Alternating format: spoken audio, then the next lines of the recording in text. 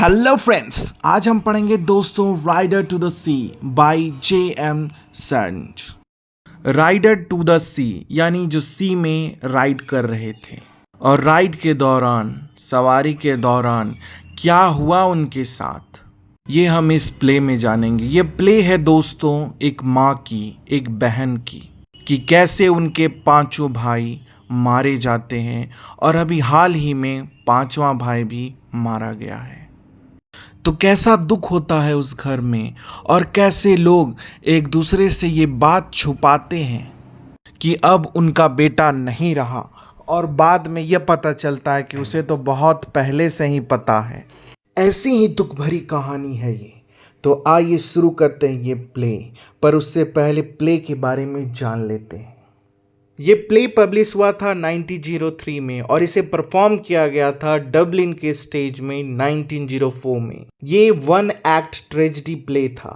इस प्ले की जो सेटिंग रखी गई थी वो Arabian island off west coast, जो कि आयरलैंड में पड़ता है, वहां रखी गई है। इस प्ले में आपको 5 कैरेक्टर दिखेंगे। पहला नोरा, जो कि घर की सबसे छोटी बेटी है। कैथरीन उससे थोड़ी बड़ी है, अभी वो 20 साल की है। इसके बाद आता है माइकल। माइकल ही वो शख्स है दोस्तों जो बनेगा राइडर टू द सी।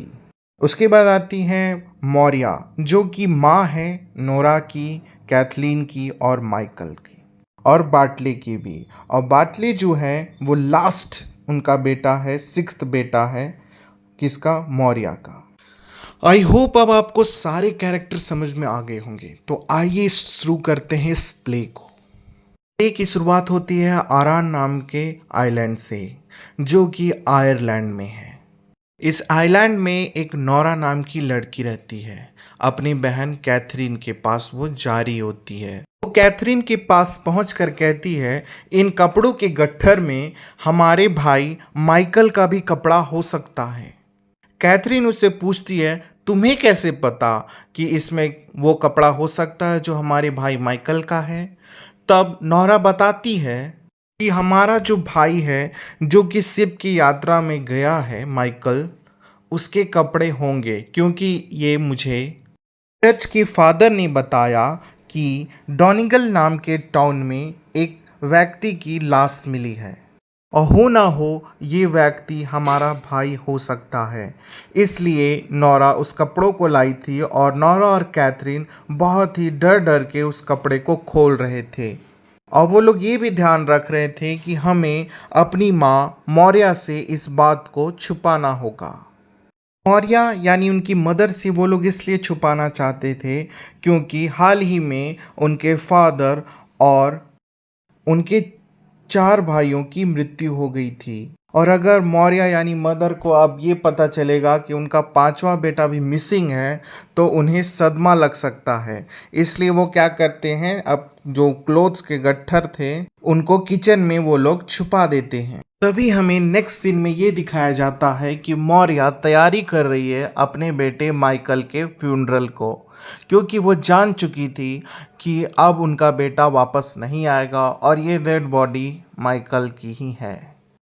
इसके बाद मौर्या जो होती है वो किचन में इंटर करती है और अपनी बेटियों को बताती है कि तुम्हारा जो सबसे छोटा भाई है यानी बाटले, वो भी अब डिसाइड कर रहा है कि समुद्री यात्रा पे जाएगा और हमारे जो पुश्तैनी घोड़े हैं उन्हें वो जाकर वहाँ बेचेगा।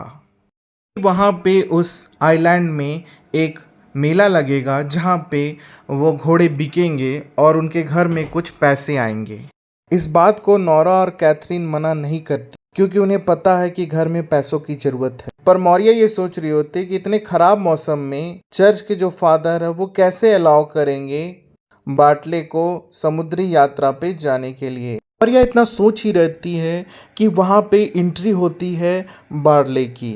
बार्ले वहाँ पे एक रस्सी खोज रहा होता। मौर्य उसे रोकने की कोशिश करती है कि इतने खराब मौसम में मत जाओ, पर बार्ली कहता है कि मैं घोड़ों के लिए रस्सी लगाम ढूंढ रहा हूँ, नए लगाम के साथ घोड़े और भी अच्छे दिखेंगे। इसके बाद बार्ले जो होता है वो अपने घर के जो भेड़ें होती है उनकी जिम्मेदारी अपनी बहनों को देकर निकल लेता है।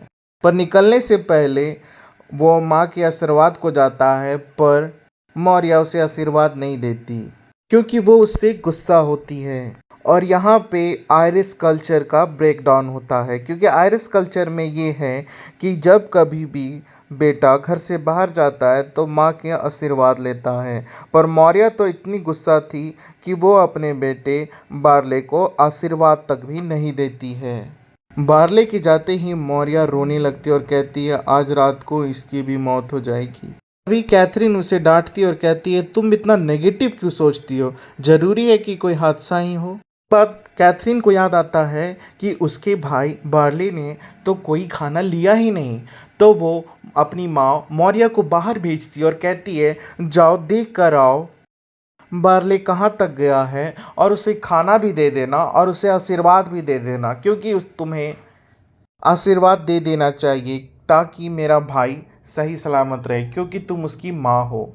अब मौर्या ये सब सुन कर के बाहर चली जाती है और इधर कैथरीन और उसकी बहन नोरा उन कपड़ों के गट्ठरों को खोजने लगती है कि कहीं उनके माइकल भाई की कपड़े तो नहीं है, क्योंकि वो आज भी नहीं मानती थी कि उनका भाई माइकल नहीं रहा। इसके बाद नोरा और कैथरीन को एक कपड़ा मिलता है जिसमें नोरा के ही द्वारा की गई कढ़ाई होती है, जिससे नोरा को ये कंफर्म हो जाता है कि वो डेड बॉडी माइकल की ही थी और उस चर्च के फादर ने उनके भाई का ही अंतिम संस्कार किया है। इसके बाद नोरा और कैथरीन जल्दी से उन कपड़ों को छुपा देते हैं। तभी वहाँ पे मौर्या आती है और कहती है कि मैंने अभी कुछ देखा। तो नोरा और कैथरीन पूछती है क्या देखा माँ। तब मौर्या बताती है कि मैंने अभी अभी देखा कि एक आदमी घोड़े पे बैठकर जा रहा था और हो ना हो वो माइकल ही होगा, पर असलियत में वो बार्ले होता है जो कि उन घोड़ों को लेके जा रहा होता है ताकि वो उन्हें बेचकर कुछ पैसे कमा सके। अब वो दो घोड़े ले जा रहा था बार्ले। एक जो था वो रेड कलर की फीमेल हॉर्स थी जिस पर वो खुद सवार था, और एक जो था वो ग्रे कलर का बोनी था जिसमें एक युवक की परछाई दिखी थी उनकी माँ मौर्या को, और वो हो ना हो वो परछाई माइकल की ही थी।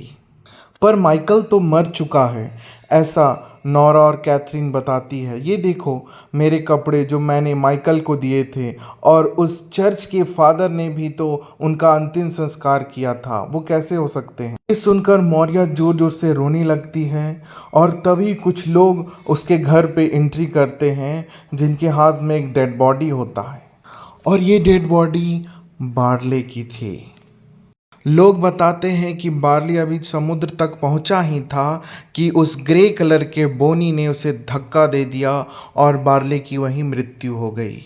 ये देखकर मौर्या जो होती है वो एक होली वाटर लाती है, जैसा कि आप पिक्चर में देख रहे हैं, उस स्टिक को लाती है और होली वाटर लेके आती है और उस बार्ले के डेड बॉडी पे छिड़कती है।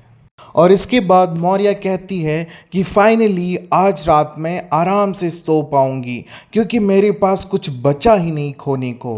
और वो अपनी बेटियों से कहती है कि वो जो अंतिम संस्कार का सामान था ना माइकल के लिए वो ले आओ, अब उसके बार्ले का अंतिम संस्कार होगा। बार्ले के अंतिम संस्कार होने के बाद मौर्या जो होती है गॉड को प्रे करती है और कहती है हे गॉड, ना मेरे ससुर बचे, ना मेरा पति और ना ही मेरे 6 बेटे, पर मैं फिर भी रह लूँगी। उनकी आत्माओं को शांति देना मेरे भगवान। और यहीं पे यह प्ले खत्म होता है। आपको मेरी ये एक्सप्लेनेशन कैसी लगी कमेंट सेक्शन में बताएं। लाइक करें, शेयर करें, सब्सक्राइब करें। मैं आपसे मिलूंगा नेक्स्ट स्टोरी नेक्स्ट टॉपिक पे। तब तक के लिए जय हिंद दोस्तों।